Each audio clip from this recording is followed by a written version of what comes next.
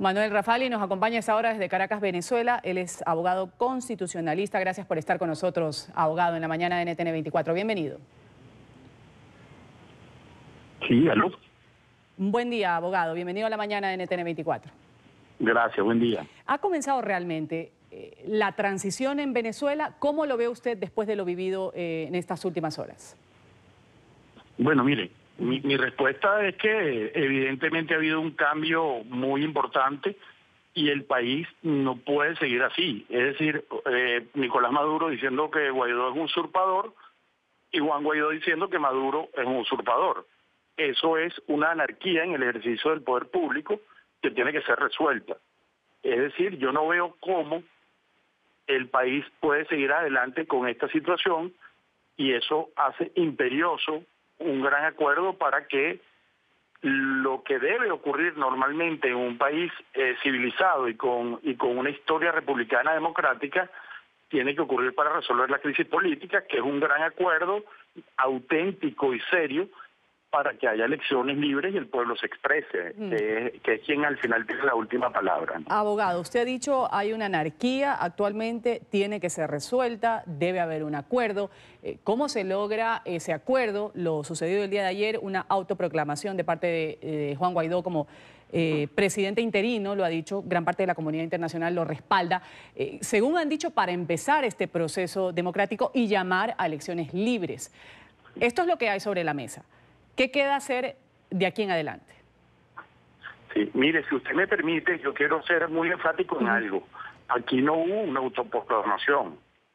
Eso pasó en el año 2002 cuando Pedro Carmona asumió él mismo en un cuarto con sus acólitos en la presidencia de la República sin ser él nadie en términos del ejercicio de la voluntad popular. Juan Guaidó forma parte y es presidente de una asamblea electa popularmente y está habilitado expresamente por el artículo 203 de la Constitución, y lo que ocurrió fue que se juramentó no solo ante la directiva de la asamblea y los diputados que estaban allí, sino lo hizo ante el pueblo en la calle.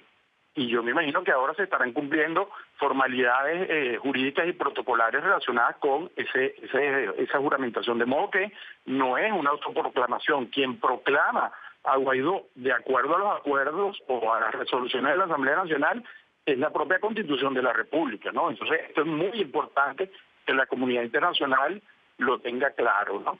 Ahora, y yo creo que ¿quién puede ser el gran árbitro para que se dé un acuerdo nacional y se genere una elección auténtica y libre, que es lo que todos queremos? Bueno, pues creo que hay dos factores fundamentales, que es la comunidad internacional, que ya está manifestándose cada día de una manera más, digamos, más contundente, en el sentido de que tiene que haber acuerdos para un proceso electoral. Ayer lo decía la Unión Europea y varios países a título individual, pero además el otro árbitro que debe velar por la soberanía interna, la paz e incluso la preservación de la democracia es la Fuerza Armada Nacional. Es decir, la Fuerza Armada Nacional no puede permitir que esta situación siga ocurriendo y que tenga que optar entre la situación que tiene planteada Nicolás Maduro y arremeter contra el presidente de la Asamblea Nacional.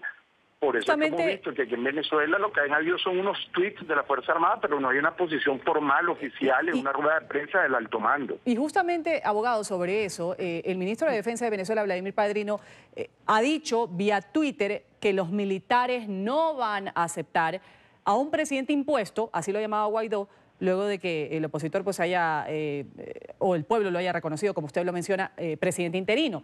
Padrino ha dicho que la Fuerza Armada va a defender la Constitución y será garante de la soberanía nacional.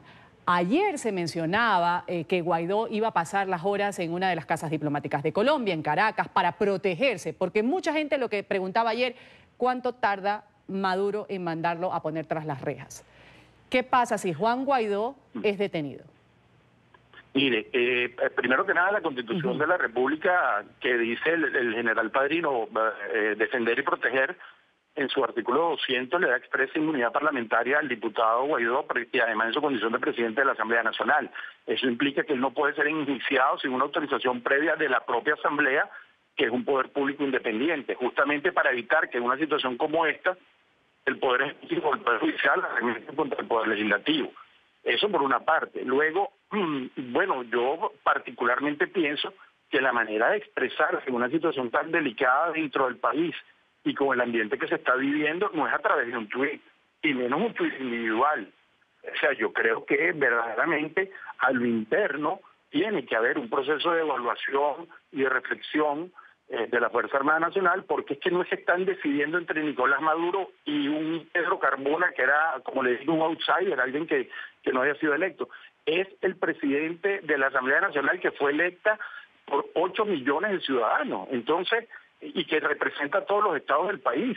Entonces, como le digo, es una crisis que no tiene una solución fácil prevista en la propia Constitución y que además es una situación que requiere la voluntad del pueblo a poder resolverse. De modo Y le repito mi pregunta, porque en realidad... La reflexión es que debe haber un acuerdo nacional para una elección auténtica. Claro, eso es lo que debería pasar. Le repito mi pregunta, ¿qué pasa si a Juan Guaidó lo meten preso? ¿Y por qué le hago esta pregunta? Entiendo todo lo que usted me ha dicho, lo expuesto, lo que está amparado en la Constitución, lo que debería pasar y lo que no. Sin embargo, todos sabemos en Venezuela suceden cosas que no están precisamente apegadas al orden constitucional. ¿Qué sucede si a Juan Guaidó lo detiene el gobierno de Maduro? Bueno, mire, lo primero es que no solo es que ya habría un desconocimiento abierto de la Constitución en contra del Poder Legislativo Nacional. Creo que lo primero que ocurriría sería un repudio a nivel mundial, como ocurrió en el momento en que trataron de apresarlo de facto hace unos días, ¿no? Allá en la autopista Caracas-La Guaira. Pero es que, además de todo, eso no va a ser sino avivar la llama de la protesta. La conflictividad subirá y la situación de gobernabilidad será, a mi manera de ver cosas, cada vez, de tal modo que eso es un remedio peor que la enfermedad.